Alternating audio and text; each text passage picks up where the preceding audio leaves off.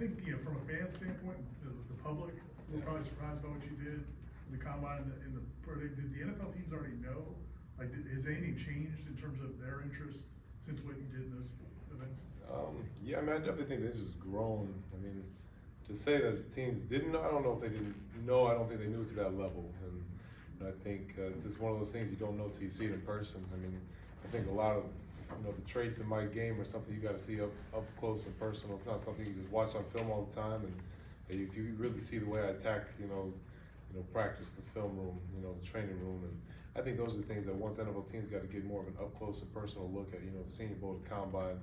That's what they got to see. Then the testing numbers and the practice habits at the Senior Bowl just kind of backed all that up. And so yeah, I definitely think teams were surprised. I think fans were surprised, but I mean, to me, it's what I've been doing my whole career, and just finally able to put it on display and kind of just show what I'm really about.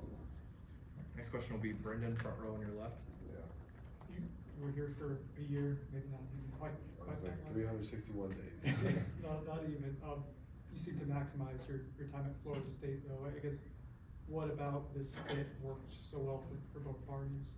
I mean, I think for one, when your dreams expire, it turns it up another level of, intensity that you got to bring. But, I think just from day one, what Coach Norvell brought to the table of, the intensity he brought, what he was looking for in a player, what I was looking for my last year, I think it was a no-brainer. And, I could tell what was being built here, coming off a 10-3 year before I got here. I was like, okay, I could see the building blocks here, what's going into this. And then, I saw who was coming back and then what was also being brought in. I was like, this could be super special. And, for me, it was about how can I make the biggest impact, on all levels of, Florida State, not just on the field, but, in the film room, in the training room, practice habits, how can I, help build young guys? And, everyone always says, leave the place better than how you found it. And that was something big coming into it for me. I kind of expressed that to Coach Norvell, and that's what he was looking for. And, I think it was, clearly it was a perfect match because it worked out so well. But, I can't thank him and the staff enough for giving me the opportunity because, without this, I don't know how much of my postseason success right now I'm having. I don't know, it's just hard to tell, but yeah, it was great. I couldn't have asked for a better experience. I'll go third row on the left for Jordan. Braden, can you talk a little bit more about your experience at the combine, what it was like having 11 of your other teammates there, and then also the interview process with teams? The combine's interesting. They tell you as much as they can about it to warn you. They give you all the tips and tricks, but at the end of the day, it's just something you got to experience, kind of go through to understand. It's kind of just you spend more time. I talk about it all the time. You spend more time in your underwear there. You do your clothes. It's just like the mental evaluation of the combine is bigger than the physical. And that's what I think most people got surprised by, because you guys spend, or at least in my case, Monday, Tuesday, Wednesday, you're up late and getting up early and you're doing stuff all day, and then you're asked to go out there and put your best performance on the field on Thursday. But overall, great experience. It's a good problem to have, right? And, to be able to go there and put your talents on display. That's what everyone dreams of. And, for me, it took a little bit longer to get there, but it was even sweeter being able to go out there and put a performance on. And I'm sorry for that. I don't know. Sorry, I got off a little tangent there, but hopefully that answers the question. Okay. Come back to Ira on your right. I think the NFL Network people got excited by, was it, after at the end of your 40? Right. Did you know, did you know you would run a good time, or did you just, is that what you do after you run every 40? No, going into the process, in January when I first got down to my training site, Bomarito's, I talked to my trainer, I was like, listen, I have to run a 4.7. And my pre-test when I got there was like 5.02 or something.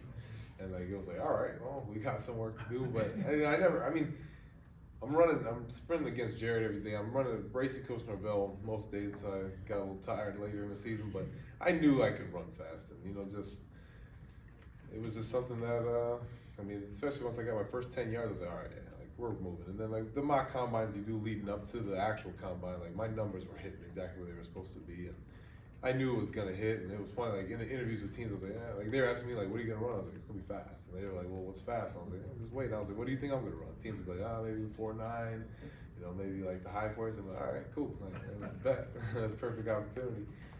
And just being able to do that was huge. But can you see the number when you run it, or no? So on the screen, so they show the broadcast up on one of the big screens there, but at the bottom it's cut out, so you don't see the time. So Like, you can tell by reactions, like that, like fans are in their class. I was like, all right, it must have been decent. Then you're running back, and like, Reggie Wayne standing there on the side. He's just looking at me like, yo, bro, who is this guy?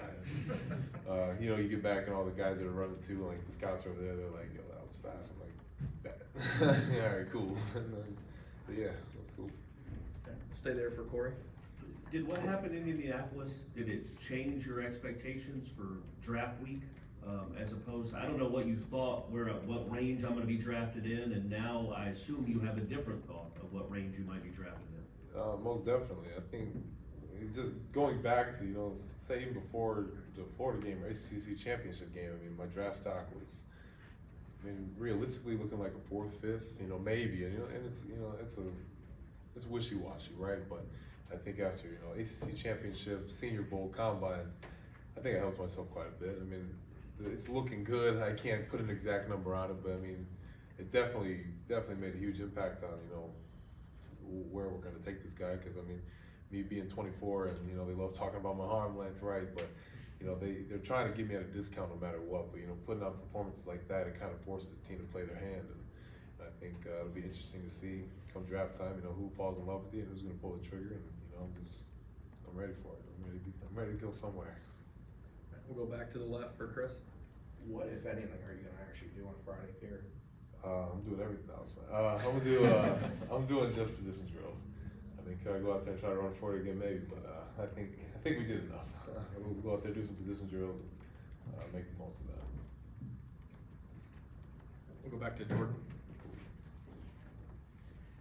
Braden, you mentioned you've been training over the last few months. Besides your speed, what else are you trying to work on to improve when you get drafted to the NFL? Yeah, I mean, I think it's just overall game. You know, I mean, how can I attack? Because teams really look at me as like a 3-down guy, but more of like a pass rush scenario guy. And, you know, for me, it's in my pass rush game. You know, how can I be more effective in different scenarios of 3rd and long, 3rd and short. You know, counters, 2nd and 3rd rush moves. You know, when to counter on the depth of the quarterback, where to find that. I mean, it's it all plays into it. And then in the run game, it's something you constantly preach. Pad level, hands, where you're striking. The point of attack. Where you're fitting on double teams, how you're gonna slip it. I mean, it's all things you're trying to sharpen no matter what. I mean, I can't pinpoint one exact thing. I mean, it's just trying to take, where my game level was when I left here to, where can I take it to, and, where can it get to. And, it's kind of what I'm looking forward to the most, especially getting to, an organization and hopefully finding the right vet to, just follow. I mean, that's something I've kind of done my whole career is, found guys, whether it's to compete with them or whether it's to learn from them, like, there's always something you can learn in this game, and that's kind of what I look forward to the most at the next level is, finding that vet that's going to be able to take me under his wing and just show me the ropes until I can eventually take my game, to that next step. Come back to the right for Corey. Two ones, actually. The first one, have you decided where you're gonna watch the draft from?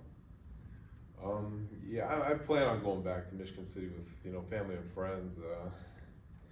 I don't know, I've debated on, like, if I do get the draft invite somehow, I mean, if that were to happen, I mean, would that be super cool? But I don't know, I'd hate to be that guy sitting in the green room and it's like pick 32, you're like, that'd be a little, I don't know, I think it's a little more special, especially where I come from, how much it means to people in my community just to be around, family and friends.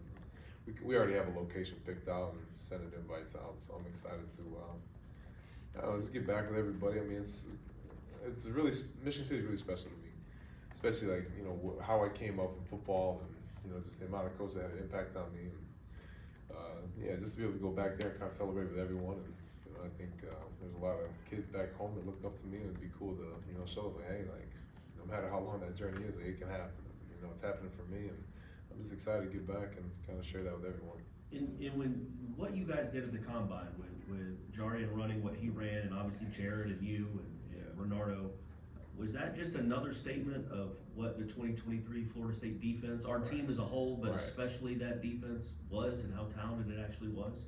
I mean, if that's not a statement, I don't know what it is. I mean, I just think it's the amount of talent. I mean, you could see it screams off the combine. I mean, you look at the numbers of, each position group, there's a Florida State logo on there, and I feel like that showed all season, but hey, I mean, we weren't the ones making the decisions, but even on offense, I mean, Trey running like a 4.3, I mean, that's stupid. Like, I mean, it's frustrating, but I mean, I couldn't tell the amount of times, teams are like, how did you feel? I'm like, how do you think I felt? Like, we're sitting there, we're all thinking we're in there, and then, You know, they put another team there, you're just like, what? But, yeah, no, it's, I think the combine was a great testament to, like, you know, we had more than just a couple guys on this team. We had a whole squad.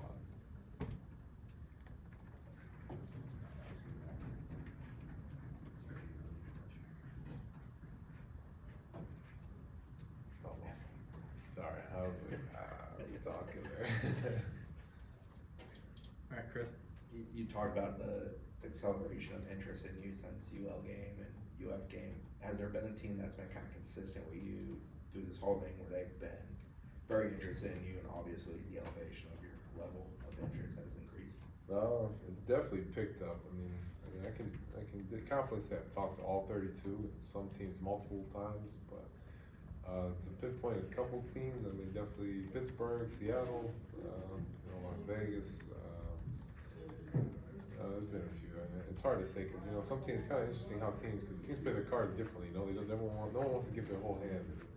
They don't want to give away how much interest they're showing. I mean, whether that's who they send on, or who they bring in on combine days, or who they bring in on pro days, of like who they want to get eyes on. And to pinpoint an exact team is kind of tough, just because everyone kind of plays their cards differently. And I mean, I've talked to guys in the past I've known that coming up to the process of like the team that showed the most interest drafted. Like no, like some teams that didn't even talk to the draft, I just like what, like how does that work? But I mean, they must know what they're doing. So I mean, maybe that's why I'm in my position in there, the scout's position. But yeah. All right, next question will be from Logan on Zoom.